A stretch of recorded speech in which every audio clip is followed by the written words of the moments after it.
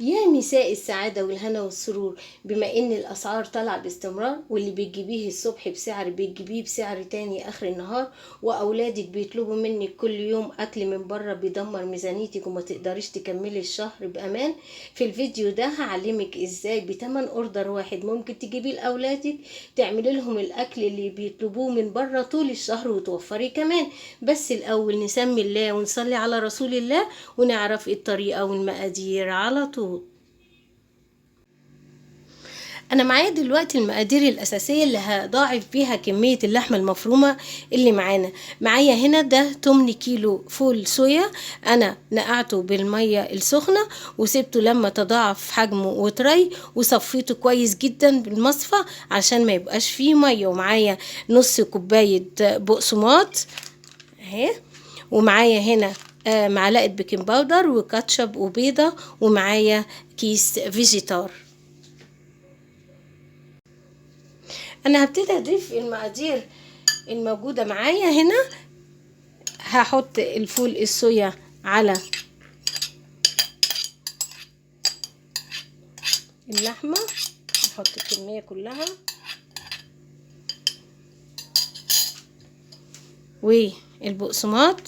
البقسماط ده طبعا علشان الكفتة والبرجر معانا ما يكشش. وده كيس فيجيتار برضو هحطه معانا، وهحط معلقة بيكنج باودر علشان الكفتة والبرجر ما يبقاش مكتوم معانا. وهنزل بالبيضة على طول،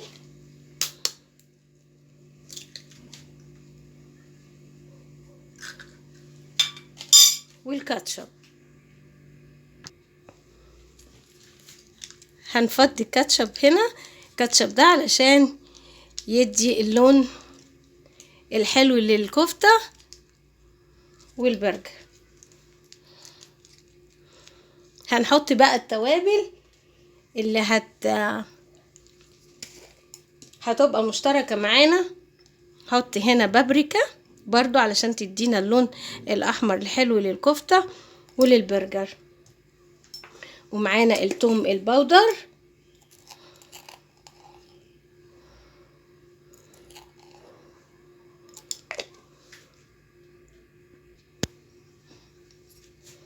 شوية قرفة.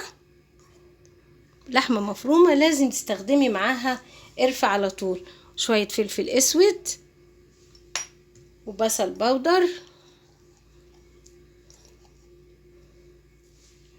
وتوابل لحمة. كده توابلنا وكل شيء بقى جاهز. هنقلب كل ده مع بعض ونخلطه كويس، وبعد كده هنروح نضربه في الكبة. بس لازم الاول تقلبي ده كويس. انا هستخدم ايدي طبعا، وهقلب كل المقدار ده كويس واعجنه في قلب بعض، وبعد كده هنستخدم الكبة وننعمه مع بعض فيها. قلبي كويس كده علشان التوابل وكل شيء حطيناه تتظبط. انا بقى هستخدم ايدي وهعجن. هنعمل البرجر مع بعض. معايا هنا كيس خلطة البرجر، هناخد منه معلقة كبيرة ونحطها. التوابل دي هي اللي بتخلي البرجر معانا بطعم وريحة اللي بره بالظبط. ومعايا معلقة ملح ومعلقة سكر، نص معلقة. دي اللي بتخلي لون البرجر مع الكاتشب والبابريكا احمر وجميل زي اللي بره.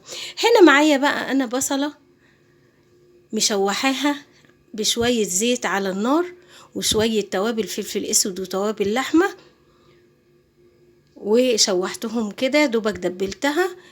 هتفرق جدا في الطعم عن ان انت تحطي بصلة نية مع البرجر. جربي طريقتي ومش هتندمي وهتعجبك، وهتقولي لي ده في التعليقات. هنزل بيها برضو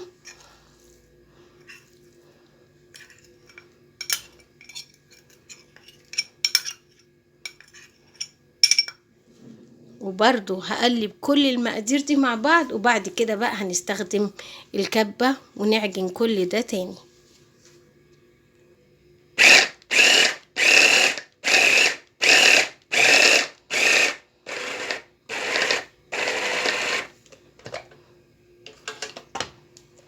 اهي خلاص كده خلصت فرم كمية البرجر كلها. طبعا اللحمة دافية معانا، هنسيبها تستريح شوية، هنحطها في التلاجة وهنجيب الكفتة هنشوف هنعمل فيها ايه وهنضيف عليها ايه. هنكور عجينة البرجر زي ما انتوا شايفين كده، ونعمل الكمية كلها وبعد كده نفردها اهي كده بالحجم ده هتبقى كويسة.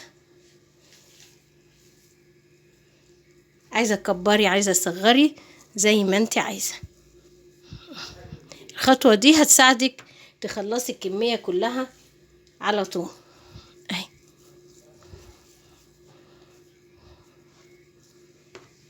هخلص الكمية كلها ونشكل البرجر مع بعض. خلصت تكوير الكمية كلها وهنجيب غطا برطمان عندنا. لو ما عندكيش المكبس بتاع البرجر ما تكلفيش نفسك، هنجيب غطا برطمان وهنشكل بيه البرجر مع بعض. انا ابتديت بتشكيل البرجر معانا. هنا غطا برطمان عادي خالص، وعندنا هنا قطعة ستريتش راب، وهنجيب فيها قطعة اللحمة على طول هنفردها على غطا البرطمان اهو كده. نفرد بس ونظبط. بعد كده هنشيل دي اهي كده، وما بين ايدينا كده نقوم فردينها اكتر عشان تبقى مفرودة مش سميكة معانا كده اهو. شايفين بقت ازاي؟ معايا هنا العلب عشان طبعا احنا هنعمل كمية ونفرز. معايا هنا العلبة حطيت فيها الاسترتش راب، وابتديت على طول ارص فيها البرجر اللي انا بعمله. ونعمل واحدة كمان اهي كده اهو. يلا على طول طلع، نفرد ما بين ايدينا، نبططها شوية عشان ما تبقاش سميكة. نظبطها اهي ونحطها. ادي الاسترتش اللي انا حطاه هقوم قلباه كده اهو زي ما انت شايفة كده، علشان يبقى في عازل ما بين واحدة وواحدة اهي. ونحط واحدة كمان. هكمل الكمية كلها ونشوف النتيجة في الاخر مع بعض. خلصت الكمية كلها وحطيتها في العلب اللي هنفرزها فيها، وهنروح نعمل الكفتة اوام. عملت كمية البرجر والكفتة دي كلها من الكيلو ونص، واحنا وزناها من بعد طلعت حوالي 3 كيلو. يعني عملنا بكيلو لحمة ونص عملنا 3 كيلو كفتة وبرجر، وفرزناهم وحطيناهم في العلب، وهنحطهم في التلاجة في الفريزر وقت لما نعوز نستخدم ونطلع على طول، ونعمل لأولادنا كل اللي هم عايزينه في البيت، ونوفر تكاليف علينا من بره.